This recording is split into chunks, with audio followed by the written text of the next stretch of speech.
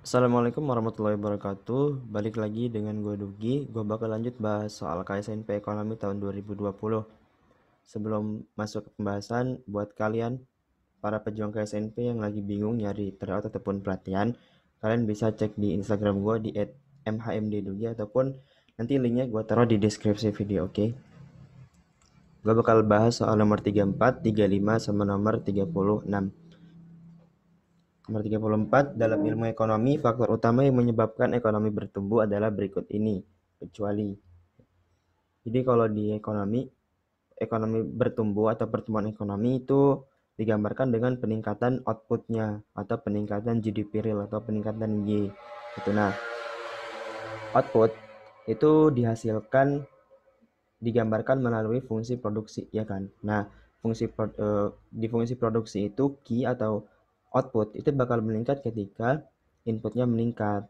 Gitu. Jadi input itu terdiri dari apa aja? Input itu terdiri dari input modal, input tenaga kerja, input teknologi, dan kualitas sumber daya manusia gitu. Sistem pemerintahan itu nggak masuk di faktor input yang menyebabkan outputnya meningkat gitu. Tapi dia lebih ke arah yang pembangunan ekonomi. Jadi yang jawaban 34 yang paling tepat itu yang pilihan E.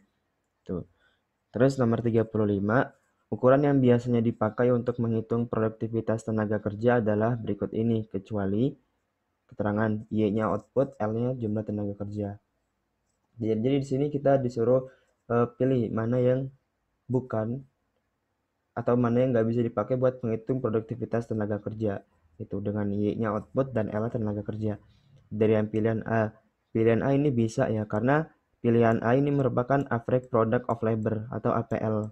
Itu kan rumus average product of labor itu kan key atau output per jumlah tenaga kerja, ya kan. Terus yang kedua juga bisa. Yang kedua ini namanya marginal product of labor, ya kan. Delta Q atau delta Y per delta L, marginal product of labor.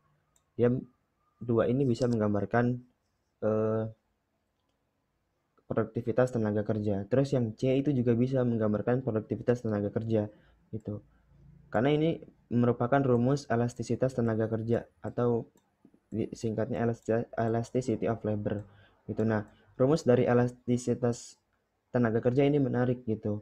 Jadi rumus dia itu kalau misalkan rumus yang di sini yang delta Y per Y dibagi delta L per L itu kalau misalkan dipecahkan jadi delta Y, sorry itu salah tempat, delta Y per delta L dikali L per Y, ya kan, mirip kan dengan rumus elastisitas permintaan, cuman beda L sama Q. L itu Q-nya, terus Y itu Q-nya, L itu price-nya gitu. Nah dari sini ini menarik gitu, karena yang sebelah kiri delta Y per delta L ini kan MPL gitu, dibagi dikali ini L per Y itu kebalikan dari APL, berarti 1 per APL. Berarti rumus elastisitas tenaga kerja itu sama dengan MPL per APL gitu.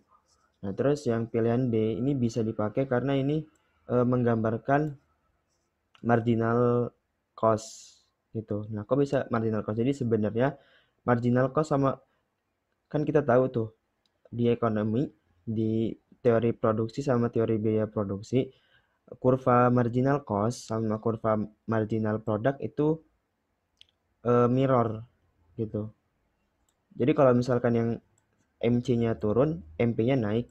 Terus kalau MP-nya turun, MC-nya naik gitu. Nah, itu berkebalikan. Nah, kenapa bisa berkebalikan?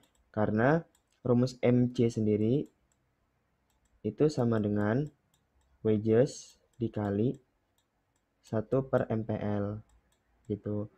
Nah, 1 per MPL itu yang pilihan C ini, yang pilihan D, delta L per delta Y itu 1 per MPL. Makanya itu bisa juga menggambarkan produktivitas. Terus yang pilihan E, ini sebenarnya gue sendiri kurang tahu ya kenapa ini dikecualiin gitu. Karena di pilihan, di kunci jawabannya itu yang E pilihannya. Nah, kalau pilihan E ini kebalikan dari yang pilihan C.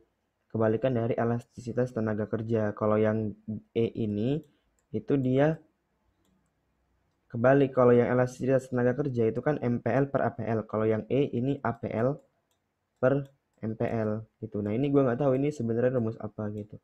Cuman ya kalau pembagian kan berbeda kan antara MPL per APL sama APL per MPL itu beda gitu. Ibaratnya kayak 2 dibagi 1 sama 1 dibagi 2 itu menghasilkan angka yang beda itu. Jadi APL per MPL itu bukan elastisitas tenaga kerja dan juga bukan atau nggak bisa dipakai buat menghitung produktivitas tenaga kerja gitu. Jadi jawaban yang E yang paling rasional itu nomor 35 itu yang paling rasional itu yang pilihan E gitu.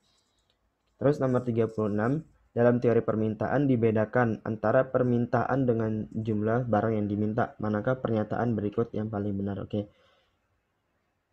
Jadi di teori permintaan itu memang dibedain antara permintaan dengan jumlah barang yang diminta. Beda antara demand sama quantity of demand. Gitu. Bedanya di mana? Bedanya kalau demand itu digambarkan dengan pergeseran gitu. Jadi kalau misalkan demand-nya meningkat atau demand of a good increasing gitu. Berarti dia demand-nya geser ke kanan kurva permintaannya gitu. Itu kalau demand itu satu kurva full gitu. Increase in demand berarti kurvanya geser ke kanan. Terus kalau quantity of demand atau jumlah barang yang diminta itu titik-titik yang ada di kurvanya gitu. Nah, misalkan dari sini dari titik A ke titik B. Nah, itu menggambarkan quantity of demand ataupun jumlah barang yang diminta. Ini kan digambarkan dengan movement along the curve. Itu kalau yang jumlah barang yang diminta. Kalau yang permintaan itu shifting gitu. Jadi jawaban yang paling tepat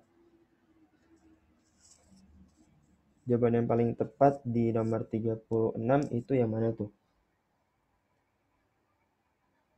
Jawaban yang paling tepat itu yang ini ya, yang B ya.